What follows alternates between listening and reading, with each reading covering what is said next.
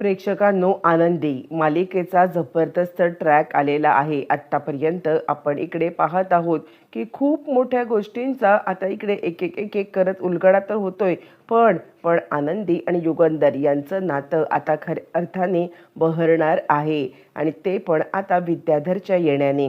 इकडे आता विद्याधरच्या येण्यामुळे आनंदी आणि युगंधर एकाच रूममध्ये तर असणारच आहेत, पण त्याचबरोबर आनंदीच्या विषयी वाटणारं प्रेम, आपुलकी, माया, काळजी सगळं सगळं आता युगंधरचं हे आपल्या समोर येणार आहे. एकाच झटक्यात मालिकेतली समीकरणं बदलत जाणार आहेत. कशी काय सगळं सविस्तरपणे पाहूया आणि आनंदीचा बायको म्हणून स्वीकार कसा केलाय ते सुद्धा पाहू. प्रेक्षकांनो, आनंदीला आपल्याला या घरामध्ये धोका आहे याची साधारण कल्पना आलेली आहे. कारण आता ज्या वेळेला रात्रीच्या वेळेला धनश्री घरी आलेली आहे, म्हणजे किचनमध्ये, आणि किचनमध्ये कालथा पाहिल्यावरती, तो पण असा तप्त कालथा पाहिल्यावरती इकडे आता लक्षात आलेलं आहे आनंदीच्या की काहीतरी भयंकर प्रकार आहे. आणि आपल्याला या सगळ्यामध्ये आता ह्या घरामध्ये सावध राहायला पाहिजे. म्हणजे शिल्पाच नाही तर या घरामध्ये अनेक लोक आपल्या आता वाईटावरती उठलेली आहेत म्हणा, किंवा अनेक लोक आपल्याला या सगळ्यामध्ये आता मात्र पाण्यात पाहत आहेत. हे सगळं सगळं आनंदीच्या लक्षात आले आणि त्यानंतर आनंदीने मोठा निर्णय घेतलेला आहे. आणि त्यातच मग आनंदीने विचार केलाय, नाही आता असं शांत बसून राहून चालणार नाहीये. आपल्याला या सगळ्यामध्ये आता इकडे आवाज उठवलाच पाहिजे. काहीही झालं तरी सुद्धा आता मात्र तिने शिल्पाला पण धमकी दिलेली आपण पाहिलेली आहे. तिने आता शिल्पाला सुद्धा सांगितलेलं आहे की या सगळ्यामध्ये काहीही झालं तरी आता माझ्या वाट्याला जायचं नाही आहे. मुळातच मला तुम्ही काहीही बोला, पण माझ्या कुटुंबाला जर काही बोललात तर गाठ माझ्याशी आहे. शिल्पा या सगळ्यामध्ये मात्र आता तिचा हा अवतार बघून जरा तरी गडबडलेली आहे.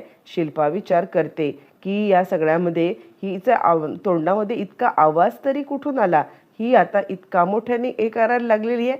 असं म्हणत शिल्पा आता तिला सांगते, हे बघ मर्जीत राहा आपल्या. यावरती आनंदी तिला सांगते, मुळातच मी मर्जीतच राहणार आहे, पण या सगळ्यामध्ये माझ्या घरच्यांना जर का त्रास देण्याचा प्रयत्न केलात मग मात्र गाठ माझ्याशी आहे. असं म्हणत तिने आता या सगळ्यामध्ये शिल्पाला चांगलाच अद्दल घडवलेली आहे. बरं, त्या इकडे आता जेलमध्ये विद्याधर चांगलाच कावलेला आहे. विद्याधरने मोठा निर्णय घेतलाय. काहीही झालं तरी सुद्धा या सगळ्यामध्ये लवकरात लवकर आपल्याला आता बाहेर पडायला पाहिजे. आणि मग हवालदाराला आता इकडे दमदाटी करून त्याने 1 दिवसाची मुदत मागत बाहेर पडलेला आहे, जेणेकरून घरी जाऊन या आनंदीला चांगला धडा शिकवायचा. आणि त्यानंतर त्याने आता मोठा प्लॅन केलाय. त्याला माहिती आहे की आज युगंधर फॅक्टरीच्या कामासाठी बाहेर पडणार आहे आणि हीच संधी साधत त्यांनी आता मोठा प्लॅनिंग करत इकडे आता महत्त्वाच्या ठिकाणी इकडे युगंधरला आता गेल्यावरती तिकडेच अडकवून ठेवण्याचं प्लॅनिंग केलंय. जेणेकरून युगंधर तिकडे अडकून पडला की त्यानंतर मग आता याला आता इकडे काहीही झालं तरी सुद्धा मोठ्या प्रमाणामध्ये आनंदीवरती वार करता येईल आणि आनंदीला या सगळ्यामध्ये आता मात्र पूर्णपणे आपल्या कब्जामध्ये करता येईल. प्रकार घडलाय मात्र वेगळा. युगंधरने आता मात्र बाहेर पडल्यावरती तो आज येणार नसतो घरी. खरं तर त्याला खूप मोठं आता काम असतं, कॉन्ट्रॅक्ट मिळणार असतं आणि त्यासाठी तो आता आजचा पुरा दिवस तो बाहेर घालवणार असतो. पण या सगळ्यामध्ये आजचा पुरा दिवस बाहेर घालवण असल्या कारणाने तोच संधी साधत विद्याधर घरात आलाय. घरात आल्यावरती तो धाडकन दार उघडून आतमध्ये आलाय. आतमध्ये आल्यावरती त्याने आता इकडे लगेचच ताबडतोब आनंदीवरती हल्ला करण्याचा प्रयत्न केलाय. पण आनंदीने तपकिरीचा वास ओळखलेला आहे आणि तपकिरीचा वास ओळखल्या कारणाने आनंदी मात्र आता विचार करते, नाही काहीही झालं तरी सुद्धा आता इकडे हे विद्याधर साहेबच आहेत. आणि त्यानंतर मग आता लगेचच इकडे विद्याधर मागून आलेला आहे आणि ज्या वेळेला मागून विद्याधर येतो त्यावेळेला आनंदी मात्र आता इकडे तपकिरीचा वास ओळखते आणि विद्याधर सरकार असं म्हणत ती आता मागे वळून पाहते आणि हिम्मत कशी झाली तुमची इथे येण्याची असं म्हणायला लागते. त्याच वेळेला विद्याधर मात्र आता आनंदीच्या अंगावरती हात टाकतो आणि तुला काय वाटलं की मी या सगळ्यामध्ये आता इकडे कायमचा जेलमध्ये राहीन का? कायमचा जेलमध्ये राहून आता इकडे तुला निवांतपणे इकडे आरामात ऐशारामात राज्य करता येईल ते काही नाही आहे. तुला या सगळ्यामध्ये धडा शिकवायला मी आता आलेलो आहे. काहीही झालं तरी सुद्धा तुझी या सगळ्यामध्ये अशा पद्धतीने हाल करणार आहे ना की तू विचारसुद्धा केला नसशील, असं म्हणत त्यांनी आता इकडे आनंदीला खूपच मोठा हे करण्याचं ठरवलेलं आहे. आनंदी म्हणते, बाजूला व्हा, बाजूला, मी आवाजाने आरडाओरडा करेन, मी मोठ्याने आरडाओरडा करेन आणि त्यानंतर मग आता तुम्ही इकडे अडकून पडाल. आणि ती खरंच आरडाओरडा करायला लागते. त्यावरती विद्याधर तिचं आता तोंड दाबतो, खबरदार आवाज काढशील तर. आणि हे बघ, काहीही झालं तरी सुद्धा या घरात निमूटपणे मी जे सांगेन ते ऐकलंस ना, तर या घरामध्ये तुझं स्थान मी कसं अबाधित राहीन ते बघेन, तुला या घरातला मान मिळवून देईन, कळतंय का?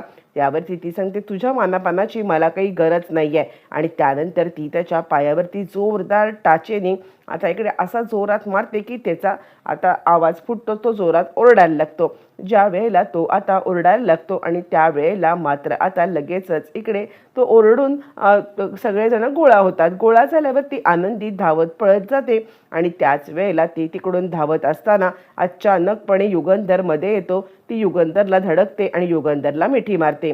युगंधरला मिठी मारल्यावरती मात्र आता सगळेजण तिकडे पाहायला लागलेले आहेत. आणि त्याच वेळेला आनंदी ओरडून ओरडून सांगायला लागते की यांनी माझ्यावरती हल्ला केला, यांनी माझ्यावरती हल्ला केला. आणि विद्याधर मात्र आता गुरमीत तिथे हसत उभा आहे, मी काहीही केलेलं नाहीये. आणि असं म्हटल्यावर ती युगंधर सांगायला लागतो, तुझी काय लायकी आहे आणि तू काय लायकीचा आहेस ना, हे मला चांगलंच माहिती आहे. याच्यासाठी तुला आता काही सांगायची गरज नाही आहे. तू ज्या काही कारस्थानं केलेस ना, ती आत्तापर्यंतची कारस्थानं मी पाहिलेली आहेत. आणि त्याचमुळे आता मात्र मला या सगळ्यामध्ये तुला धडा शिकवायला वेळ लागणार नाही आहे, असं म्हणत युगंधरने चांगलाच आता आवाज उठवलाय. आणि त्यानंतर मग आता इकडे तो सांगायला लागतोय, तू सुटलास तरी कसा? आणि त्यावरती तो म्हणायला लागतोय, सुटलो कसा म्हणजे काय? मी या सगळ्यामध्ये आता मात्र आलोय जेलमधनं बाहेर 2 दिवसासाठी, माझ्या बायकोला भेटायला आलोय, त्यात काय झालं? आणि त्यावरती ती सांगायला लागते, हे आले आणि माझ्या अंगावरती हात टाकला. त्यावरती विद्याधर व ती युगंधर खूपच चिडलाय आणि खबरदार, यापुढे जर का आता माझ्या बायकोच्या अंगाला हात लावलास तर मुळातच या सगळ्यामध्ये तू आता इकडे कशासाठी आलेला आहेस? आणि आत्ताच्या आत्ता पोलिसांना कॉल करतो. त्यावर धनश्री सांगायला लागते, भाऊजी नकाच, भाऊजी मी या सगळ्यामध्ये तुमच्यासमोर हात जोडते, पाया पडते, हे आता आलेत ना, राहू दे ह्यांना घरामध्ये 4 दिवस, माझं त्यांच्यावरती खूप प्रेम आहे, भाऊजी प्लीज मी तुमच्यासमोर हात जोडते. त्यावरती युगंधर सांगायला लागतो, अजिबात हात जोडायची काहीच गरज नाही आहे. मुळातच या सगळ्यामध्ये आता इकडे त्याने जे काही कृत्य केले ना, त्यानंतर या घरात त्याला थारा नाही आहे. आत्ताच्या आत्ता याने बाहेर पडणं हेच अपेक्षित आहे, असं म्हणत विद्याधर चिडलाय आणि चिडून आता या सगळ्यामध्ये खूपच आरडाओरडा करायला लागलाय. बरं, त्याच विद्याधर सांगतोय, मी पण बघतोय की इथून मला कोण घेऊन जाणार, ही पोरगी घेऊन जाणार आहे मला. त्यावरती आनंदी जोरात ओरडते आणि त्याच वेळेला युगंधर तिकडे येतो आणि आता तो सांगायला लागतो, खबरदार. आणि तितक्यात पोलीस आलेले आहेत. पोलीस आल्यावरती पोलिसांना युगंधर सांगतोय, आत्ताच्या आत्ता यांना पकडून घेऊ. आणि त्यावरती मग आता आई सांगते, नीच माणसा, खरंच माझ्या पोटी जन्माला आलाच नाही याची मला लाज वाटते. आणि यावरती तो म्हणतो, नाही, तसंही तुमचा एकच मुलगा आहे, तुम्हाला मी आहे जिवंत मेलोय ह्याचं काही पडलेलं नाहीच आहे ना, तुमचा हा एकच मुलगा आहे, तुम्हाला माझ्याबद्दल कुठे काय कधी वाटले? यावरती ती सांगते, अरे तुझ्या ह्या वर्तणुकीमुळे आम्हाला कधीच तुझ्याबद्दल काही वाटलेलं नाही आहे आणि घेऊन जा ह्याला. त्यावरती आता युगंधर सांगायला लागतो, आणि माझ्या बायकोकडे जर वरती डोळे करून पाहण्याचा प्रयत्न केलास ना, तर गाठ माझ्याशी आहे, असं म्हणत युगंधरने त्याला आता चांगलीच धमकी दिली. बरं, हे सगळं चालू असताना पोलीस आता आलेले आहेत आणि युगंधर इकडे आनंदीच्या डोक्यावरती छानपैकी किसकी तोंडला, तू घाबरू नको, आजपासून आनंदीचं सगळं सामान घ्यायचं आणि माझ्या आता रूममध्ये न्यायचं आणि याला आत्ताच्या आत्ता घेऊन जा. आनंदी घाबरले, मालक साहेब मला ह्या घरात भीती वाटायला लागली. आणि त्याचवरती आता युगंधर सांगायला लागतो, या घरात तुला आता घाबरण्याचं काहीच कारण नाही आहे. आणि इन्स्पेक्टर साहेब, हा सुटला कसा? म्हणजे ह्याला सोडवण्यासाठी ज्यांनी कोणी प्रयत्न केलाय त्याला आत्ताच्या आत्ता माझ्यासमोर उभं करा.